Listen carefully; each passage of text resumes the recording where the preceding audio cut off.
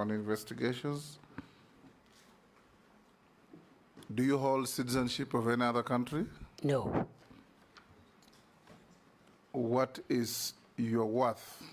694 million. Made of?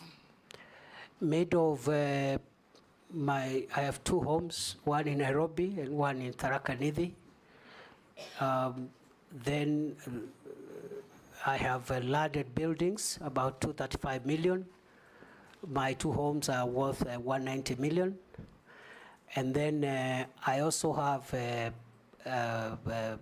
savings in SACCOs and banks.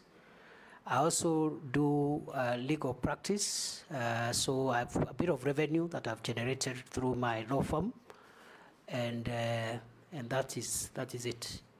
And I forgot, Mr. Speaker, when I was filling in, I forgot to add, I have vehicles of about 17 million, which are not part of that report. I apologize. I remembered after I had submitted the questionnaire.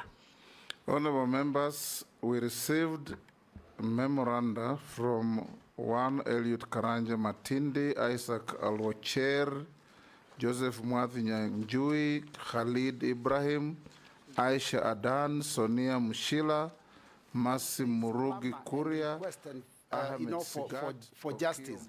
In fact, I've attended, one of them was a constituent, Erickson Mutisia, and we've gone to those funerals, and the families are asking for justice. You have forensic evidence because you have the bullets, and you know that every bullet that comes from a gun can be traced. Why have we not seen arrests and arraignment in court of the police officers that are accused or that were involved in these shootings? Because that would appease the public a little bit. Allow me, Mr. Speaker, to also point out that the CS has had, the nominee has had a very illustrious career. And, PhD, you've done consultancy all over. And when you are here for the approval hearings in 2022, after all those many years of working, your wealth was at 544 million. Now, 2 years later, your wealth now is at 694 million. That is a whopping 150 million shillings more. Maybe you could explain to us, is this increase probably related to the office that you hold? It would be important for us to know. And finally, Mr. Speaker, too many questions, Robert. Mr. Speaker, just one last one, because we are doing very well with time, Mr. Speaker. Just one last one, which is because I'm just picking out some of the things that some of the members have said on the matters of insecurity and criminal gangs, Mr. Speaker, that have been out there mugging our people. There's burglaries, in the North Rift, there are all these issues of cattle rustling and all that, which you have admitted there are issues. Now, my question is, when you know that we have such insecurity in the country, what was the logic behind making a decision to send 1,000 police officers to go and secure Haiti when Kenya has a problem? Thank you, Mr. Speaker. Professor. Mr. Speaker, those are three questions. The first one, the Honorable Boy asked about whether I should have resigned.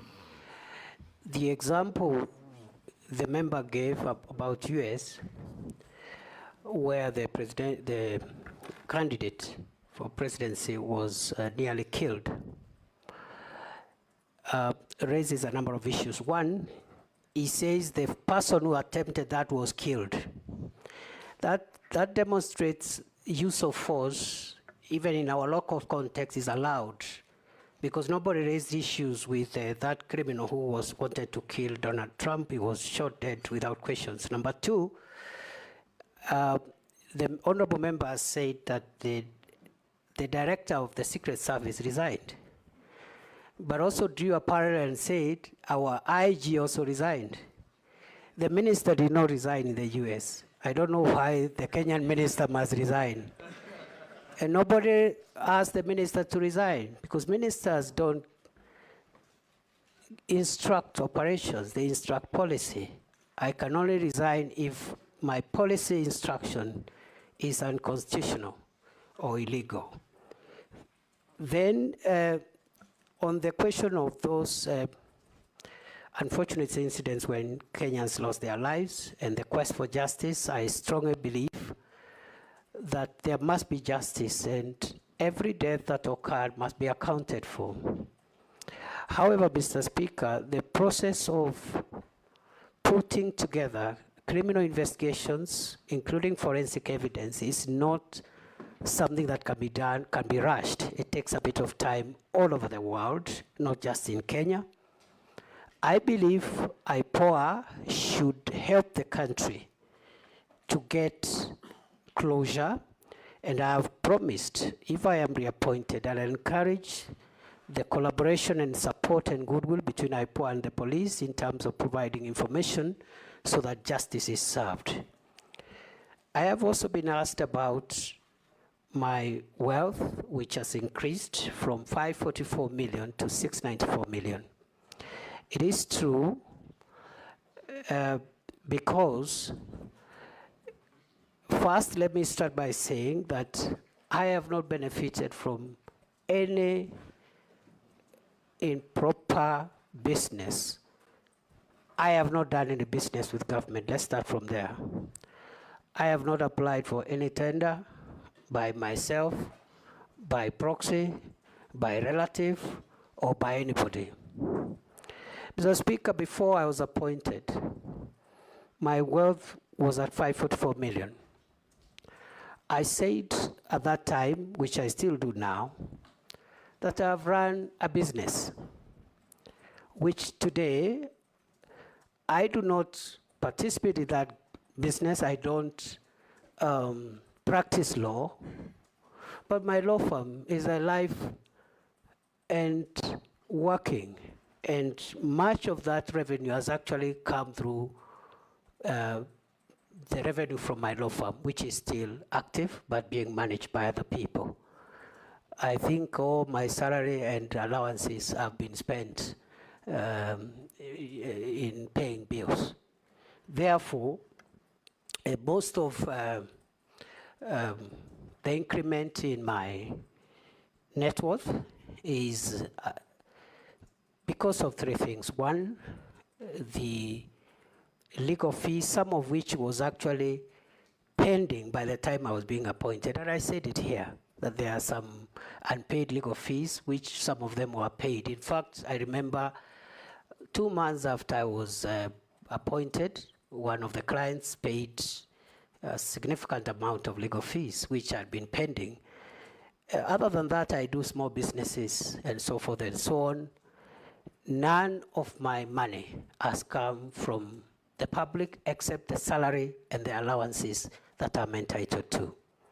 Lastly, on Haiti, it is true that the government of Kenya, through the National Security Council, decided to deploy our officers in Haiti pursuant to a request by the UN Security Council and the UN General Assembly.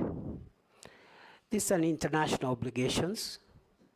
It has not affected our operations, and it is not true to say that since there are problems in Kenya, we cannot also do our international obligations, because all countries in the world do have security issues. They have security matters. Even the country you consider safest has its own security matters. And therefore, it is a great honor for our officers to serve in Haiti. So far, they are doing a good job. I believe they will profile Kenya properly. They will bring honor to our country. And that deployment has not affected our operational capabilities. I submit. Thank you, Speaker. Thank you. Don't be like your neighbor. Ask one question. I'll ask only one question, Mr. Speaker. Professor KITHURE Kindiki, in your first stint as CS Interior, you are associated